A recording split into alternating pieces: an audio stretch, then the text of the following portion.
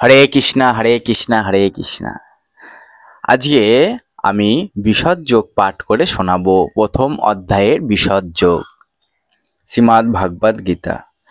অনন্ত বিজয়াং রাজা কুন্তিপুত্র যুধিষ্ঠির নকুল সহ দেবস্য যুগস্য মণিপুষ্পক কশ্যস্য পরমেশ্বসো শিঘন্তি চ মহারথা দৃষ্টমুদ্র বিরাট সচ্চ শান্তকিস্যা পরাজিতা দ্রৌপদীস্য সর্বস্ব পৃথিবীপতে সৌভস্যদ্রস্য মহাব্রাহু শঙ্খাদুগ্ন পৃথক পৃথক।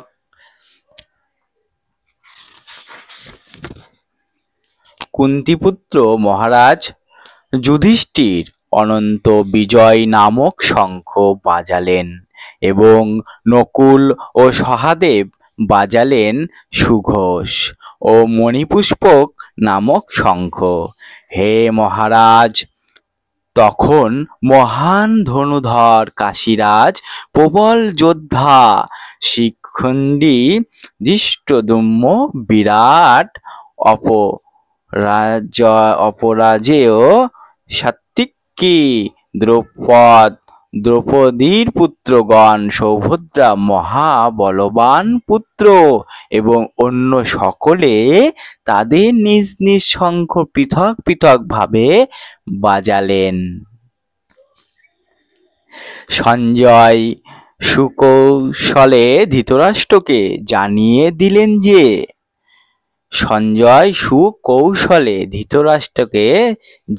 দিলেন যে কি জানিয়ে দিলেন যে পাণ্ডুপুত্রদের প্রতারণা করে তার নিজেদের পুত্রদের সিংহাসনে বসাবার নির্বুদ্ধিতা তার পক্ষে মোটেই প্রশংসনীয় কাজ হয়নি। সমস্ত লক্ষণ থেকে সুস্পষ্টভাবে ইঙ্গিত পাওয়া যাচ্ছিল যে সেই মহাযুদ্ধে সমগ্র কুরুবংশের সমূলে বিনাশ হবে। পিতামহ ভীষ্ম থেকে শুরু করে অভিমন্যুর মতো পুত্রেরা এবং অন্য সকলেই পৃথিবীর নানা দেশ থেকে আগত রাজন্যবর্গ সেখানে উপস্থিত সকলেই বিনাশপ্রাপ্ত হবেন। মহারাজ ধৃতরাষ্ট্রের জন্যই সমগ্র বিপর্যয়ের উদ্ভব হয়েছিল, কারণ তিনি তার পুত্রদের গৃহীত নীতিকেই সমর্থন করেছিলেন। সঘোষ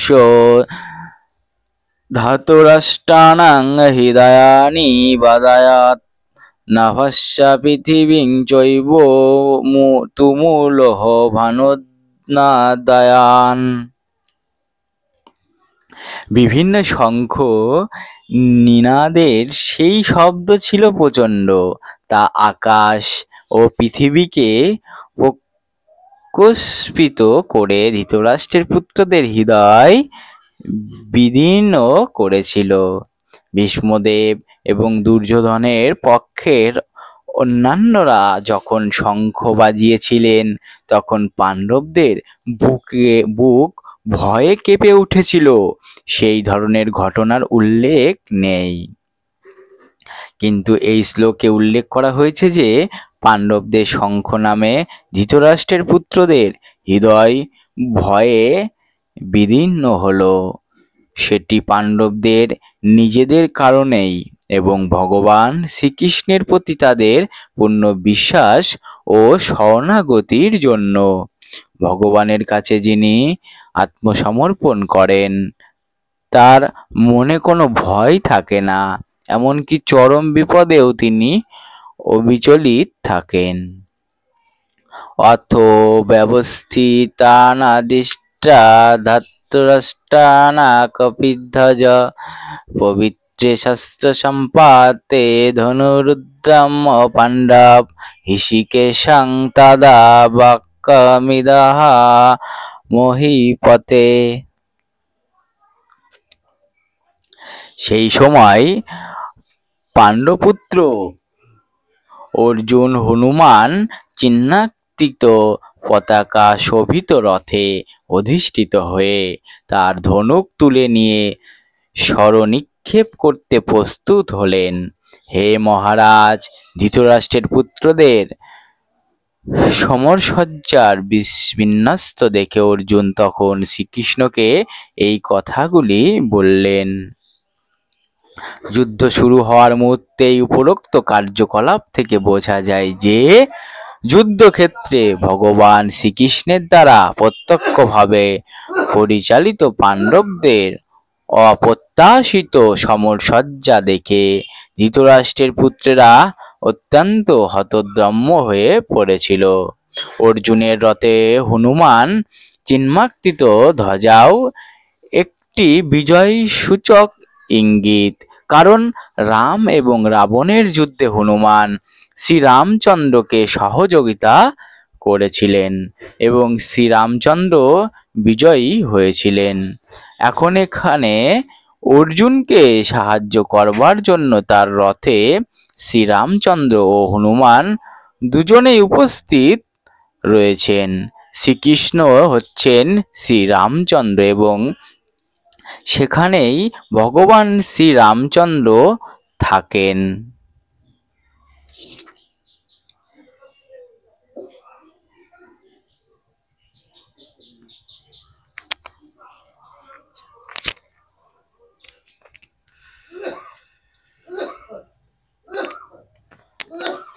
সেখানে ভগবান শ্রীরামচন্দ্র থাকেন।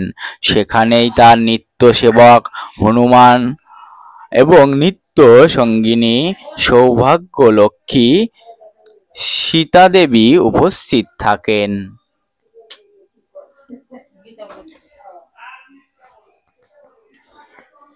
তাই অর্জুনের কোনো শত্রুর ভয়ের ভীত হবার কারণ ছিল না।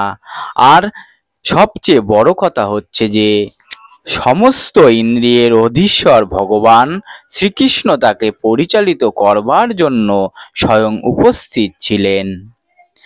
এভাবে যুদ্ধ সম্পাদনের জন্য সমস্ত ভালো পরামর্শই অর্জুন পাচ্ছিলেন। তাই নিত্যকালের ভক্তের জন্য ভগবানের দ্বারা আয়োজিত এই রকম শুভ পরিস্থিতি সুনিশ্চিত জয়ের ইঙ্গিত বহন করছিল।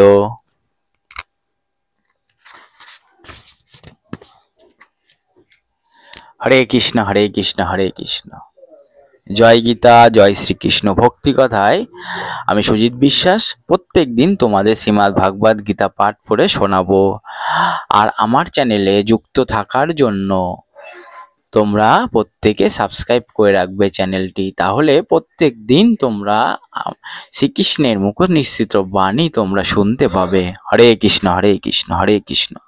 হরি বল হরি বল হরি বল। জয় গীতা, জয় শ্রীকৃষ্ণ। হরে কৃষ্ণ হরে কৃষ্ণ।